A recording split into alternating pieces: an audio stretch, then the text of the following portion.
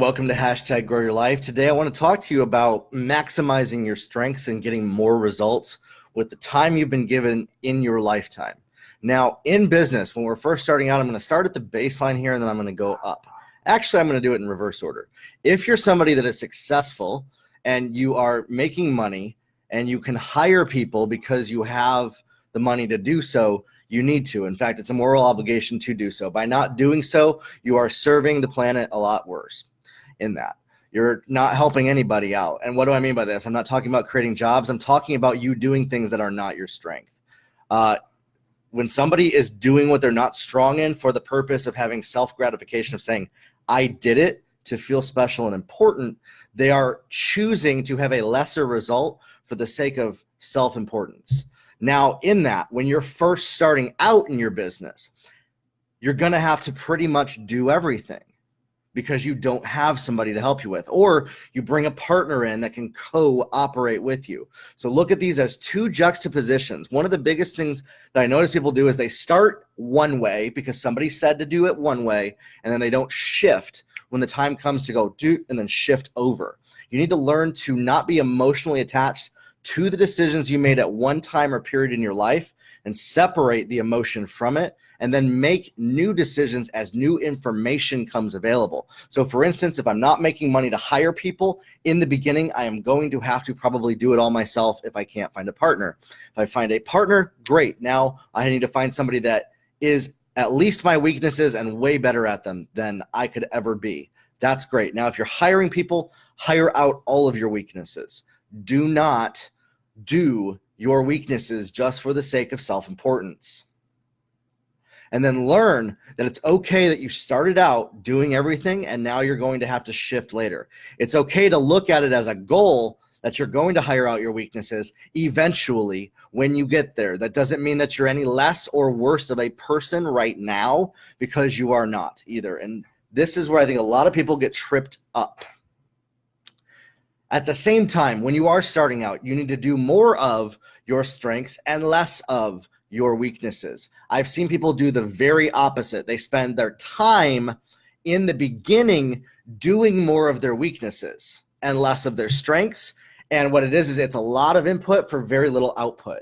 Doing your strengths as the majority of your time, and then looking at what are my weaknesses? What are the required things to get this done? Can I maybe sacrifice a little bit to get started? For example, one of my weaknesses is graphics design and creativity, but I can direct a graphics designer. So I'm not beating myself up because I'm having a lesser design than what I know I can produce when I have a full-time team in the future.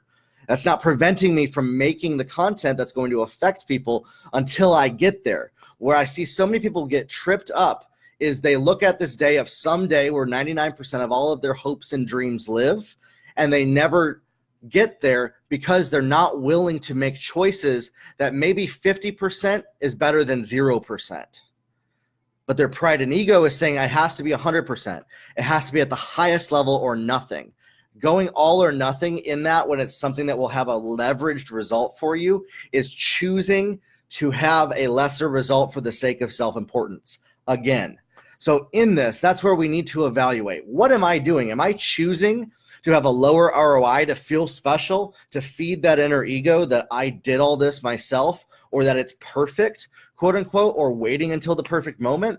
Or am I choosing to, this is my goal, I need to get there as fast as possible. It's okay if I start out doing 10% of what I know I can do, because at least 10% is better than 0%.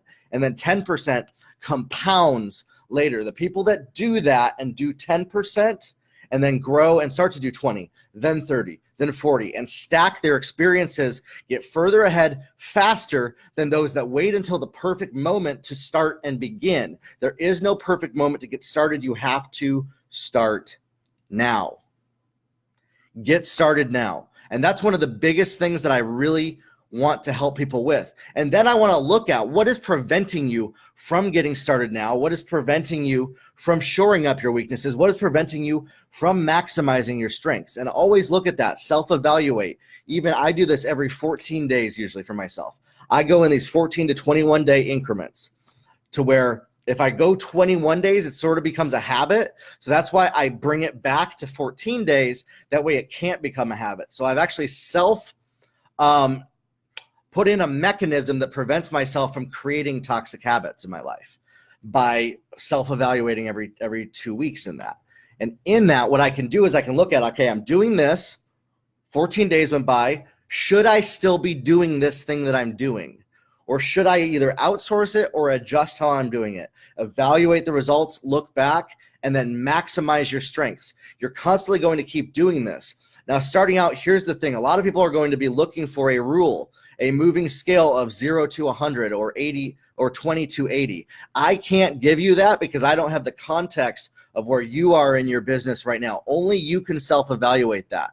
One of the biggest things is this that I tell people: you can't skip steps in the process, but you can accelerate how fast you go through those steps. So if you're taking this long to do it, you want to take this long to do something, that doesn't mean you're any better or worse because of that. Just getting started is better, and then compounding in that. So I want to encourage you in this. Perfection is a lie. Trying to be perfect all the time is a lie. Waiting until the perfect moment is a recipe for failure. Failure can't happen when we learn from things and we grow. I say this constantly. I post it online, but I want you to realize this, that maximizing your strengths and shoring up your weaknesses makes you more of a success, because you are admitting, I don't have the time right now to learn all of this that somebody else can do better than me. But in the present moment, in the current temporary time, I can do what I can do and maximize what your strengths are.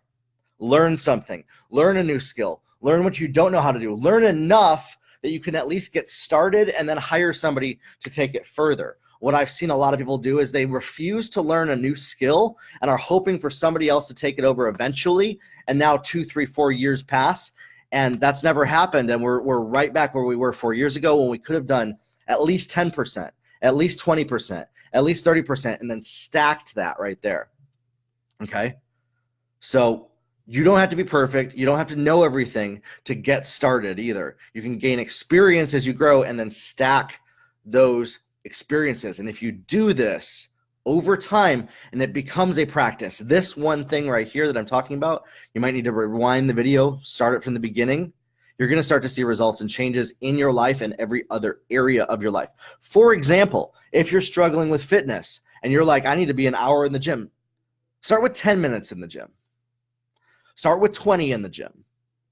Okay? That doesn't make you a failure that you didn't do the other 50 minutes just because they said that, or you should be doing this.